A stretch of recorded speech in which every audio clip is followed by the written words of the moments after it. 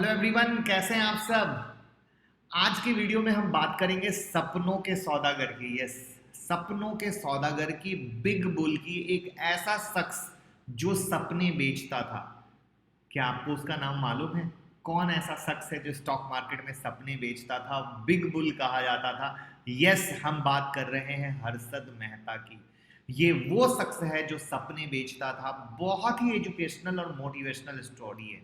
Market में कैसे fraud होता है, किस लेवल पे होता है, आप किस तरीके से फंसते हैं। तो वीडियो को एंड तक जरूर देखिएगा। और अब इस पे वेब सीरीज भी आ रही है, मूवी भी आ रही है, तो बहुत डिटेल एनालिसिस हमने करने की कोशिश की है। तो जब आप वेब सीरीज देखोगे, मूवी देखोगे, तो आपको हमारी मेहनत भी पता चलेगी कि हमारी टीम भी मेहनत करती है। और आपका ट्रस्ट और भी ज़्यादा हमारे प्रति बढ़ेगा कि मूवी देखने से पहले वो अंदर की बातें हमने हाईलाइट की हैं जो यहाँ पर मूवी में या आपने वेब सीरीज में देखी। तो मैं मुकुल अग्रवाल आपका आप ही के YouTube चैनल में स्वागत करता हूं। जो भी नए लोग हों, चैनल को सब्सक्राइब करें, बेल आइकॉन हिट करें, जिससे कोई भी वीडियो मिस ना हो। क्योंकि बेल आइकॉन हिट नहीं करेंगे, सारी वीडियो मिस हो जाएगी। क्योंकि आप लोगों के लिए मल्टी बैगर की सीरीज, निफ्टी के लेवल्स, हर कुछ लाते हैं। Technical analysis, fundamental analysis, strategy, सब कुछ लाते हैं। तो जरूर देखें, जरूर फॉलो करें और पैसा कमाएं। देखिए, स्टॉक मार्केट में हर्षद मेहता एक ऐसा नाम है जिससे बच्चा बच्चा वाकिफ है। अब कहोगे बच्चा बच्चा कैसे वाकिफ है? तो एक्चुअली इसने बच्चों के बाप की जिंदगी ऐसी खराब कर दी कि बच्चा बच्चा इसको जानता है कि इसने मेरे बाप की जिंदगी खराब कर दी, इसलिए बच्चा बच्चा वाकिफ है। और जिन जिन के बच्चे इस बात से एग्री करते हैं, जरूर कमेंट बॉक्स में बताएं। क्योंकि जिंदगियां छोटे मोटे लेवल पे बर्बाद नहीं की, लोगों की जिंदगी को नरक जिसको कहते हैं ना, वो बनाने की कहानी हुई। लोगों के घर उजड़ गए। जो 1992 में स्कैम हुआ था, ये उस पे आधारित है। और आज तक लोग 1992 का दर्द भूले नहीं है मेरे भाई। आप लोग अगर उस टाइम के होगे, मम्मी पापा से, दादाजी से अगर स्टोरी सुनी होगी, तो ये वो दर्द है जो आज भी, जिसे कहते हैं ना ठंड में पैरों में दर्द उठता है, ये बिल्कुल उसी तरह का टीस का दर्द है। तो आज जानेंगे सारी जन्म कुंडली हर्षद मेहता की कि आखिर ये शख्स कौन है, क्या करता है, क्यों स्टॉक मार्केट का बेताज बादशाह कहा जाता था, किस तरह लोगों की जिंदगी बर्बाद हुई, स्कैम क्या है, किसने किया पर्दाफाश। क्योंकि अगर कोई पर्दाफाश नहीं करता तो ये फ्रॉड का दायरा चलता रहता। तो देखिए, हर्षद मेहता का पूरा नाम है हर्षद शांतिलाल मेहता। 29 जुलाई 1994 में गुजरात में जन्म हुआ। स्टडी की बात करें तो बीकॉम किया 1976 में लाजपत राय कॉलेज से।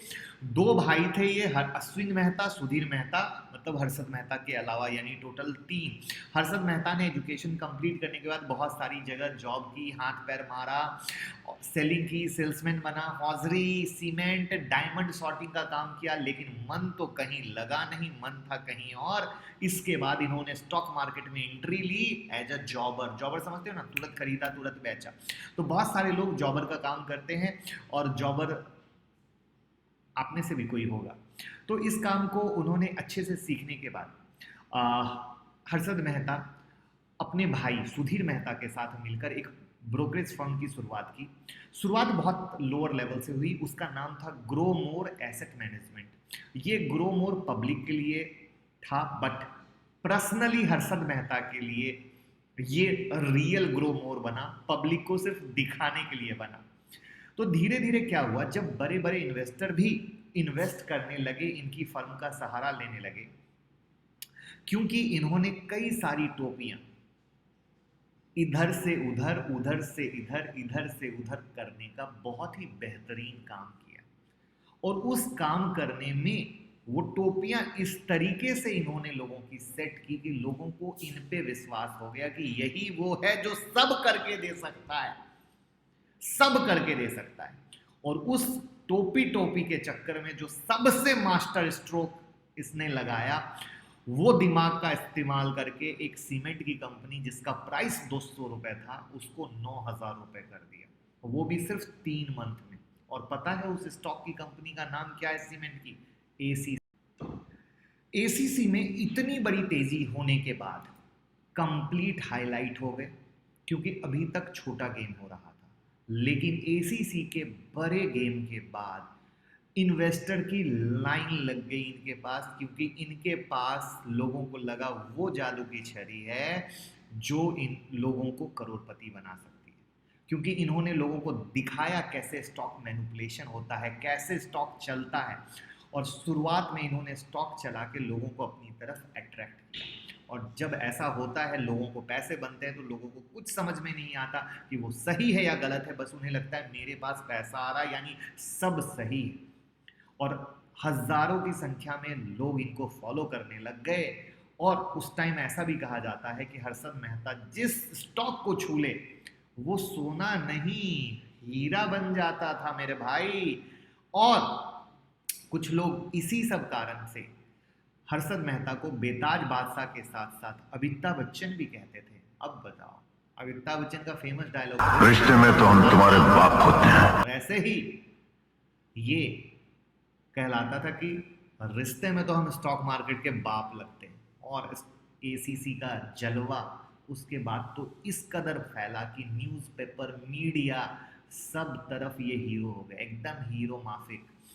जिनको लग रहा था कि इनका इंटरेस्ट एसीसी में ही था, तो ऐसा बिल्कुल नहीं है, ऐसा बिल्कुल नहीं है। इनके जलवे बड़े तगड़े थे। Apollo tyres, Reliance, hero Honda, Tata steel, BPL, Videocon, तो आप समझ सकते हैं इन्होंने बड़ी बड़ी कंपनियों को गोलमाल करने में कोई कसर नहीं छोड़ी। अगर नज़र डाल ली जाए इनकी प्रॉपर्टी पर, तो एक नॉर्मल ब्रोकर और उसके पास 12,000 स्क्वायर फीट का सी फेस वर्ली हाउस, समझ रहे हैं कि नहीं। तो इनके पास अराउंड 2 दर्जन से ज़्यादा लग्जरी कार थी, लेक्सर, स्टारलेट, जो उस समय की अमीर लोगों के पास, वो इसके पास। कहाँ से?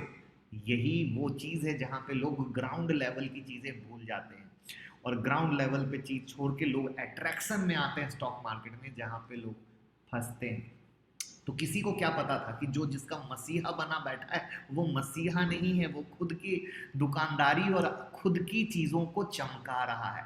जो शेयर होल्डर अपनी किस्मत की चाबी इसको मान के चल रहे थे, वो बहुत बड़ा घोटालेबाज निकलने वाला है।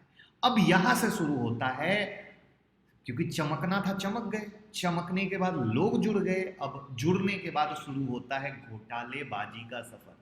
तो सबसे पहले हम बता दें कि ये टोटल स्कैम 4,000 करोड़ का था, 4,000 करोड़ का।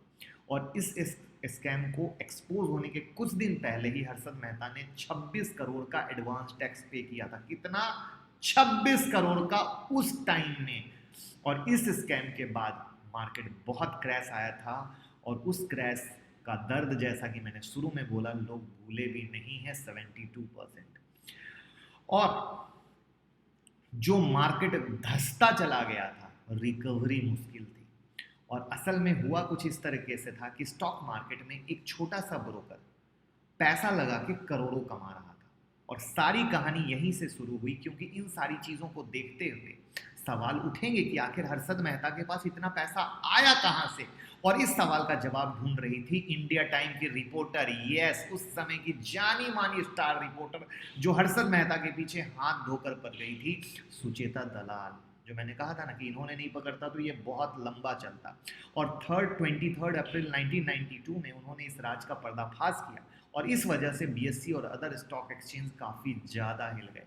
और इसी के बाद सुचिता दलाल ने देवाशीष बासु के साथ मिलकर एक किताब लिखी जिसका नाम है द स्कैम। इस बुक में स्कैम को डिटेल में लिखा गया है, और आप चाहें तो इस बुक को पढ़ के इसमें बहुत ही महीन से महीन डिटेल जान सकते हैं। और इस स्कैम को करने के लिए बैंकिंग सिस्टम की जो कमियां थी उसका पूरा फ़ायदा उठाया गया, और पूरा घोटालाबाजी का खेल खेला गया।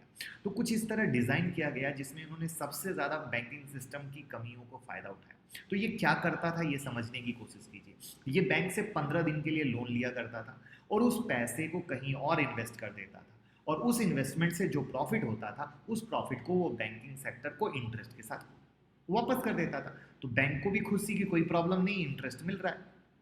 काफी दिन तक खेल भी चलता रहा, लेकिन एक ना एक दिन तो एक्सपोज होना था। इसलिए एक बार जब मार्केट गिरी, उसको प्रॉफिट होना बंद हो गया, तो वो बैंक से लिए हुए पैसे वापस नहीं कर सका, और जब वापस नहीं कर सका तो कर्ज में डूबता चला गया, क्योंकि इंटरेस्ट भी चालू हो गया। और यहां से एक नया किस्सा भी सामने आया, वो एक अलग ट्विस्ट था। वो ट्विस्ट ये था कि बैंक से लोन लेने के लिए वो फेक बीआर का इस्तेमाल किया करता था। वो फेक बैंक रिसिप्ट बनाता था, और इस बीआर के थ्रू वो दूसरे बैंक से पैसा उठा लिया करता था। अब इसको मैं एग्जांपल से समझाता हूं तो आप समझ पाएंगे कि ये क्या गेम था। एक बैंक से जो पैसा लिया, उसको उसने स्टॉक मार्केट में लगा दिया, और जब तक स्टॉक मार्केट से पैसे बन रहे तब तक उस बैंक को वो पैसे देता रहा। ठीक है, पैसा देता रहा, हिसाब क्लोज। लेकिन जब मार्केट में गिरावट आई तो पैसे आने बंद। अब जब तक फर्स्ट बैंक को वो पैसा लोन रीपे करने के लिए बोलता था, उसको लोन चुकाने के लिए, वो मार्केट गिरा है, पैसा चुकाना है, पैसा नहीं है, तो वो फेक बीआर के जरिए दूसरे बैंक से लोन लेता था। और इस वजह से वो कर्ज में तो डूबा, लेकिन बैंक की टोपी को घुमाता गया। एक बैंक का पैसा देने के लिए दूसरे से लोन लिया, दूसरे को पे करने के लिए तीसरे से, तीसरे को करने के लिए चौथे से, चौथे को करने के लिए पांचवें से, यानी इसकी टोपी उसके सर, उसकी टोपी उसके सर, उस तरीके से काम चला। और इस स्कैम के सामने आने के बाद एक और खबर आई थी, विजया बैंक के चेयरमैन ने सुसाइड कर लिया था। अब आप समझ सकते हैं कि सुसाइड हुआ या बैंक में हुआ तो कहीं ना कहीं कुछ साठगांठ तो रही होगी इस बड़े लेवल के गेम पे। अब मेन इस स्कीम को एक मेथड के साथ समझाऊंगा कि हर्षद मेहता ने कैसे स्कैम किया। RF deal means ready forward deal होता है। तो हर्षद मेहता आरएफ डील का यूज करता था इंसर्ट मनी स्टॉक मार्केट में करने के लिए। और जो आरएफ डील है वो एक तरह का शॉर्ट टर्म लोन होता है, शॉर्ट टर्म लोन जो एक बैंक द्वारा दूसरी बैंक को दिया जाता है, बैंक द्वारा बैंक को, ना कि इंसान को। और इस डील को बैंक के ब्रोकर के मदद से करवाया जाता था। यानी जब एक बैंक दूसरे बैंक को लोन देती है तो वो loan direct bank to bank नहीं जाता है, इसमें भी वहां मीडिया ब्रोकर होते हैं। और वो कौन था? हर्षद मेहता, क्योंकि इसकी जो सेटिंग बैंक में थी, और ऐसे ही वो फेक बीआर बनाता था और लोन लेता चला गया। तो इसको अब आप मुझे इतना तो आप समझ गए होंगे कि किस तरीके से इंटरनल सेटिंग थी, किस तरीके से पैसे को फेंका गया था, किस तरीके से जाल को बिछाया गया था, और हर एक आदमी का इन्वॉल्वमेंट था, क्योंकि बिना हर एक आदमी के इन्वॉल्वमेंट के इतना बड़ा काम पॉसिबल हो ही नहीं सकता है। और बीआर जो बैंक रिसिप्ट की तरह काम करती है, मीन्स जो money received by selling bank है, और जो बैंक को लगता था कि पैसा गवर्नमेंट सिक्योरिटी के अगेंस्ट गया है, लेकिन ऐसा नहीं था। और आरएफ डील को समझने से पहले हमें ये समझना ज़्यादा ज़रूरी है कि गवर्नमेंट सिक्योरिटीज़ क्या होती है, क्योंकि अभी हमने जिक्र किया तो वो भी आप जान लीजिए कि गवर्नमेंट सिक्योरिटीज़ का यूज गवर्नमेंट अपने प्रोजेक्ट में हुए एक्सपेंस के लिए करती है। मतलब इनका जब फंड रेज करना होता है तो इसका इस्तेमाल किया जाता है, और जब इनकी रिक्वायरमेंट पूरी हो जाती है तो वो पैसा विद इंटरेस्ट वापस कर दिया जाता है। और वक्त मैंडेटरी होता है, और इस हालत के लिए गवर्नमेंट सिक्योरिटीज में इन्वेस्ट करे। और सेम उसी तरीके जब पैसे की नीड होती है तो गोल्ड सिल्वर गिरवी रख के पैसा उठा लेते हैं, और जरूरत पूरी होने पर पैसा देकर सामान वापस ले लेते हैं। यही तो आप करते हैं ना, सेम चीज गवर्नमेंट करती है। तो थोड़ा अगर इसको इजी वे में समझना हो तो इसको एक एग्जांपल देता हूँ। एक लड़का है वरुण, उसको पैसे की जरूरत है। उसने अपने दोस्त अरुण से पैसे ले लिए, लेकिन जब अरुण को पैसे की जरूरत पड़ी तो उसने वरुण से वापस मांगा, बट उसके पास पैसे थे नहीं, तो उसने तीसरे दोस्त अरुण से पैसे ले लिया। तो इस तरीके से चेन सिस्टम बनता चला गया। और इस स्कैम के सामने आने के बाद 72 क्रिमिनल केस लगे हर्षद मेहता पे। Cheating, forgery, criminal conspiracy, falsification of account by भी बहुत तरह के, और साथ ही 600 सिविल एक्शन लगाए गए। हर्षद मेहता को सीबीआई ने नवंबर 1992 को उनके भाई सुधीर मेहता के साथ गिरफ्तार किया, पर कुछ दिन के बाद ही बेल मिल गई, और सिर्फ 3 महीने जेल रहने के बाद वो बाहर आ गए। तो सोचिए, एक सवाल है, इतना बड़ा क्राइम, इतना बड़ा स्कैम, सिर्फ 3 महीना, कुछ गड़बड़ नहीं है? कुछ नेता की मिली भगत नहीं थी उस समय में? सिर्फ हर्षद मेहता ही जो तोप था, तो क्या उसके पीछे कोई चेहरा नहीं था जो आज तक सामने में नहीं आया? ये बहुत सोचने वाली बात है। और ये कहानी यहीं खत्म नहीं हुई। जेल से वापस आने के बाद हर्षद मेहता से बर्दाश्त नहीं हुआ और उसने न्यूज़पेपर में एडवाइजरी कॉलम स्टार्ट कर दिया और यहाँ वो लिखता था कि कहाँ इन्वेस्ट करें कहाँ ना करें, और उसी कंपनियों के बारे में लिखता था जिसमें खुद इन्वेस्ट करता है। अब आप समझ रहे हो, कुत्ते की दुम टेढ़ी की टेढ़ी, लोगों को बर्बाद कर दिया लेकिन उसके बाद भी नहीं सुधरा। तो जैसा कि मैंने पहले बताया, बहुत सारा केस लगाया गया, एक केस में दोषी पाया जिसके लिए 5 साल की सजा और सिर्फ 25,000 का जुर्माना। मतलब इतने बड़े क्राइम में 5 साल की सजा, 25,000 का जुर्माना, कुछ तो था, कोई नहीं जानता है। लेकिन इसी दौरान ऐसा हुआ 31 दिसंबर को हर्षद मेहता के चेस्ट में दर्द हुआ और दर्द की वजह से थाने सिविल हॉस्पिटल में एडमिट कराया गया, जहां उसकी बोलते हैं रहस्यमय हालत में मौत हो गई जब उसकी एज थी ओनली 51। तो कौन सा ऐसा राज था जिसकी वजह से बड़े स्कैम पर माइनर सजा हुई? कौन सा ऐसा प्रेशर था जिसकी वजह से जुर्माना नहीं लगाया गया? और जब वो मर गया तो उस पर लगा केस पे कोई कार्रवाई ही नहीं हुई, कुछ चीज़ें आगे नहीं बढ़ी और केस दब गया, नाम दब गया, राज ही रह गया। मेरे पास तो कुछ और डिटेल भी सामने आई थी इसके रिसर्च में, काफ़ी कुछ पॉलिटिकल पॉइंट ऑफ व्यू भी थे जो मैं शेयर करके झूठ मूठ में चीज़ें गड़बड़ नहीं करना चाहूँगा, क्योंकि हर तरह के लोग सुनते हैं। बट आप भी बहुत इंटेलिजेंट हो और आप बेहतर समझ सकते हो कि इसमें एक आपको आंखों से समझ में आएगा कि कितना गड़बड़ था। बाकी 1992 के जो लोग इसमें हो और उन्हें पता हो तो कमेंट बॉक्स में आपका वेलकम करता है। ज़रूर बताएं कि आपको इससे जुड़ी और कौन सी घटना है जो छूट गई, और ज़रूर वेब सीरीज़ और वो देखने के बाद बताइएगा कि हमारी टीम की इतनी गंभीर और एनालिसिस कैसी लगी। बाकी ट्विटर टेलीग्राम से जुड़े रहिए और सीखते रहिए, क्योंकि सीखेंगे तो जीतेंगे, वरना इस तरह के फ्रॉड वाले लोग आपको ठग के ले जाएंगे। याद रखिए, और नॉलेज रहेगा तो हमेशा आगे बढ़ेंगे। और 25 तारीख की क्लास ज्वाइन करें विद हैंड होल्डिंग सपोर्ट। 4 महीने की हैंड होल्डिंग मिलेगी अगर 23 तारीख तक सीट बुक करेंगे। 9708094321 पे कॉल कीजिए, हमारी टीम गाइड करेगी। Thank you. हम आपके लिए अपने टेलीग्राम चैनल पर फ्री टिप्स देते हैं जो स्क्रीन पे आपको दिख रहा है, जहां आप देखिए हम आपको लाइव ट्रेड देते हैं। तो प्लीज़ हमारा टेलीग्राम चैनल ज्वाइन करें और वहां की फ्री टिप्स का फ़ायदा उठाएं। आपको स्क्रीन पे यूट्यूब का भी हमारा वीडियो का सेक्शन दिख रहा होगा, जहां पे हम एजुकेशनल वीडियो डालते रहते हैं। तो प्लीज़ सिर्फ टिप्स के चक्कर में भी ना रहें, एजुकेशनल वीडियो भी देखा करें। ये आपको बहुत ही हेल्प करेगा साइकोलॉजी गेम, मार्केट में क्या हो रहा है, क्यों हो रहा है, कैसे हो रहा है, इन चीज़ों को समझने में। तो प्लीज़ इन चीज़ों को प्रॉपर फॉलो कीजिए, ज्वाइन कर लीजिए, जिससे आपको बेनिफिट